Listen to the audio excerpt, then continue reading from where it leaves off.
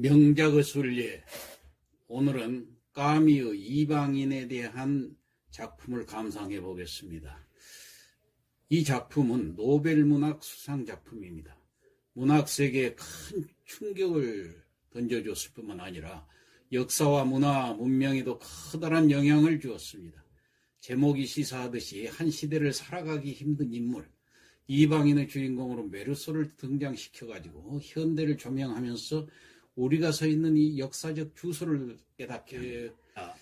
이 작품의 무대는 알제리인데 주인공 메르소의 엄마가 죽었습니다. 메르소는 엄마가 있던 양로원으로 찾아갑니다. 양로원에서 장례일을 보는 사람이 메르소에게 관뚜껑이 아직 닫히지 않았으니까 엄마의 얼굴을 보라고 말하지만 메르소는 엄마의 얼굴을 보지 않습니다. 장례식이 진행된 동안에도 눈물 한 방울 흘리지 않고 무덤덤한 상태로 엄마의 죽음을 맞이하며 슬픈 기색도 전혀 없습니다. 메르소는 엄마의 장례를 치르느라 거의 자지 못했을 뿐만 아니라 먼 길을 걸어서 장례 행렬을 따라가느라고 몸은 지칠 대로 지쳐 있었습니다. 그는 피로해진 몸을 풀려고 이튿날 항구의 해수욕장으로 가는 전차를 타고 가서 도착해서는 같은 회사의 그 타이피스트로 있었던 마리라고 하는 그 여자를 만나고 저녁이 되자 둘이서 그 희극 영화를 보고 또 그녀를 집으로 데리고 와서는 정사를 치르게 됩니다. 자, 일요일이 되자 그는 하루 종일 집에 틀어박혀서 무료한 시간을 보냅니다. 일요일은 오늘이 그대로 지나갔고 내일은 또 여느 때와 다름없이 일을 시작해야 한다는 것을 생각합니다. 결국 달라진 것은 아무것도 없다고 느낍니다. 그러던 주에 어느 날 메르소는 친구 레이몽의 제안을 받아들이게 됩니다. 레이몽은 만나는 여자가 자기를 속인다고 생각해서 때렸는데 이에 그녀 오빠가 아라비아인들과 함께 복수를 하겠답니다. 사실 메르소는 아무 상관도 없지만 레이몽과 함께 움직이다 보니 이게 여기에 휘말리게 되어가지고 레이몽 그 정부의 오빠와 함께 있는 한 패거리의 아랍인들과 이제 부딪히게 됩니다. 결국 해변가에서 시비가 붙었는데 싸우다 상처를 입은 레이몽과 별장주인 마송이 집으로 간 사이에 메르소는 홀로 남아서 바닷가를 거닐고 있었습니다. 뜨거운 여름 한낮의 해변은 찌는 듯이 더워서 메르소는 더위를 식히기 위해 해변가 맑은 샘물이 있는 곳으로 갔다가 메르소는 샘 입구에서 아까 그 아랍인들을 또 만나게 됩니다. 하늘에는 푹푹 찌는 태양이 이글거리고 있고 찐득한 땀은 메르소 온몸을 적시고 있는데 이마를 타고 흐르던 뜨끈한 땀방울들이 메르소 눈썹으로 내려와서는 눈썹을 적시면서 메르소 눈으로 들어갑니다. 메르소는 눈을 뜰 수가 없고 순간 땀이 눈을 따갑게 찔러서 앞이 잘 보이지 않습니다. 메르소 눈에는 뜨거운 한낮의 태양빛에 반사된 번쩍이는 칼만이 보였습니다. 각도를 달리하면서 자신의 눈앞에서 희번덕거리고 있었습니다. 태양이 눈부셨고 메르소는 칼날이 땀방울 때문에 감겨진 눈 위로 번쩍이는 것을 느끼고 순간적으로 총을 발사하게 됩니다. 아랍인을 향해 첫 발을 쏜 후에 다시 네 발인을 쏘게 됩니다. 땅땅땅땅. 그 권총은 레이몽이 아랍인을 위협하려고 가지고 있었던 것인데 메르소가 레이몽을 저지하기 위해서 빼앗아 가지고 자기가 가지고 있었던 것입니다. 결국 그는 자기하고 아무 상관없는 일에 끼어들어 단지 햇빛 때문에 권총으로 쏴 죽이고 만 것입니다. 재판에 회부된 메르소는 왜 아라비아인을 죽였는가는 물음에 그것은 태양 때문이라고 말합니다. 물론 사람들은 가당치 않다는 반응을 보이죠.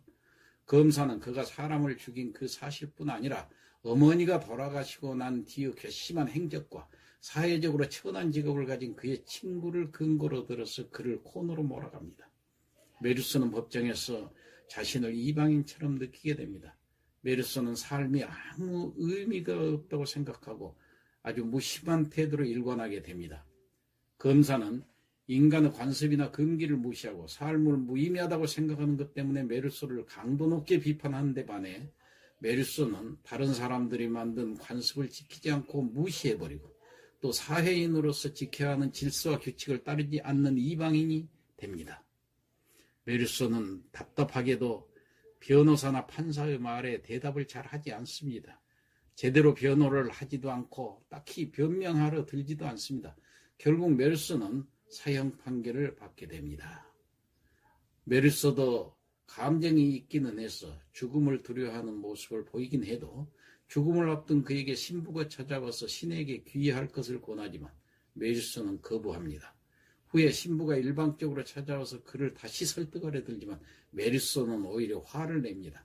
신부가 자꾸만 자신의 신념을 바꾸려 하기 때문입니다. 메르소는 이 세계가 무의미하다는 것에 대해 확신을 갖고 있어서 어차피 사람은 모두 죽는다. 사형을 당하는 것이 무슨 중요성이 있단 말인가. 마리가 오늘 어느 새로운 남자에게 입술을 준다 한들 그것이 어쨌단 말인가. 메르소는 아무것도 중요하지 않다고 믿고 있습니다. 그는 자신의 죽음을 아무렇지도 않게 받아들이며 사형 날만을 기다립니다. 그의 남은 소망은 단지 사형 집행을 받는 날 많은 구경꾼들이 증오 함성으로 맞아줬으면 하는 바람으로 소설은 끝을 맺습니다. 자, 감상을 해봅시다. 까미오 작품들은 철학을 담고 있어서 이해하기가 좀 어렵다고 합니다. 여기서 우리는 실존이 무엇인가, 실존과 본질의 차이는 무엇인가를 먼저 규명해야 되겠죠. 실존과 본질의 개념을 쉽게 설명하면 다음과 같습니다. 여기 태양이 있습니다. 그리고 그 태양이 찬란히 떠올라서 빛을 발하고 있다면 그것이 바로 실존입니다.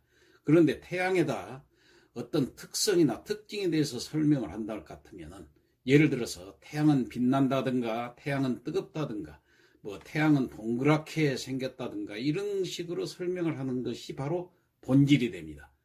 아무리 본질 100개를 나열한 뒤에 설명을 해도 그거 모두를 합쳐도 실존인 빛은 비춰있지 않습니다. 자, 작품 속에서 메르소는 어느 한순간 갑자기 모든 것이 의미가 없어지고 산다는 것 자체가 별로 중요하지 않게 여겨졌습니다. 대개의 사람들이 흥분하여 호들갑을 떠는 것, 그것이 한낱 본질에 불과한 것임을 느끼기 시작했습니다. 그렇기 때문에 장례식 다음날 여자친구를 만나서 영화를 보고 함께 밤을 보내는 것 역시 특별한 것이 없었습니다. 어머니의 장례식과 여자친구를 만나는 것이 무슨 연관인가? 어머니의 죽음이어서 특별한 것이 아니라 그저 매일 있는 일들의 일상도 이하도 아니라는 생각을 한 것입니다. 인간이 태어나고 죽고 사는 것이 의뢰의 그런 것이 아닌가. 새삼스럽게 소란스러워야 할 일이 무엇이란 말인가. 사람들은 자신 안의 생명, 즉 존재 자체를 내몰고 본질의 노예로 예속시켜 살아가고 있습니다. 진짜 중요한 것은 존재 그 자체로 살아가는 일이라고 생각합니다. 메르소는 재판정에서 아무 말도 하지 않습니다. 재판정에서는 어떤 형태든 논거와 변론이 오고 가고 살인의 성격을 규정하고 형벌을 결정해야 합니다. 정의의 심판을 내려야 하는 것이 재판의 진정한 의미라고 생각하기 때문입니다. 따라서 재판정은 무슨 설명이든 있어야 하는 것입니다. 예심판사와 검사는 메르소의 권총살인에 대한 합리적인 설명을 찾아내기 위해서 어머니의 죽음에 대한 메르소의 태도를 문제 삼고 있으며 또 메르소의 주변 인물들이 증인으로 불려오고 배심원들은 사실과는 아무 상관이 없는 이유와 근거를 가지고 살인사건을 규명하고 나서서 메르소에게 단두대의 사형을 내리게 됩니다. 재판정은 우리가 살고 있는 선악의 세계를 그대로 반영해 줍니다. 삶의 모든 영역에 대해서 정당한 이유와 설명을 통해서 행위의 당위성을 담보받고 스스로 정당화하게 되거나 혹은 비난을 피합니다. 또는 명분을 확보함으로써 비난을 벗어날 수 있습니다. 사실과는 아무런 상관도 없이 인생들은 명분에 살고 명분에 죽는데 세상은 마치 이와 같은 재판정인 것입니다. 그러나 그곳에서는 철저히 삶, 즉 메르소의 존재 자체는 무시되고 배제되어 있는 것입니다. 자신의 행위를 규정짓는 재판정이 자신과는 전혀 상관이 없는 논리와 근거를 들이대면서 주변에 의해서 진행되고 결정해버리는 것이 재판정입니다. 우리가 살고 있는 이 세상이 재판정입니다. 바로 메르소는 여기서 철저히 이방인이 되고 있습니다. 그 같은 결정을 주도하는 자들에 의해서 세계는 장악되고 존재는 실종되고 있는 것입니다. 그래서 까미오 작품에 등장하는 죽음의 태양이란 것은 모든 체제 내에 드리워진 설명의 세계, 논리와 합리의 세계에서 피어나는 인생들이 잘 짜여진 시스템을 일컫습니다. 인생들의 정신은 바로 그와 같은 죽음의 태양빛에 의해서 고양되고 키워지며 선악의 가치며 도덕과 윤리가 전면에 얼굴을 내밀면서 생명을 죽음으로 내몰고 있습니다. 정오의 태양이 내리쬐는 순간 얼굴에서는 땀이 흐르고 견딜 수 없는 더위 때문에 순간 방아쇠를 당긴 것은 바로 그와 같은 도덕과 윤리의 태양을 향해 발사한 것이었습니다. 끊임없는 설명을 요구하는 세계는 그러므로 사망의 세계입니다. 본질로 덮여진 세계, 그 사망의 세계를 향한 그의 발사로에 인해서 사람들은 사형 선고를 내리지만 사르트르는 멜소, 그는 무죄다 이렇게 말합니다. 까미 스스로도 이방인의 멜소는 현대에 있어서 유일한 그리스도일 수 있다고 밝히고 있습니다. 예수 그리스도도 당시 유태인에게는 이방인이었고 유태인 재판정에서 십자가 사형 선고를 내렸던 것입니다. 인간의 본질적인 고독과 소외가 사회적 규범과 충돌하면서 내려진 사형 선고, 그 알량한 규범으로 과연 멜소를 정죄할 수 있는가? 정죄는 신만이 할 수 있는 영역이라는 것을 까미는 외치고 싶은 것이다.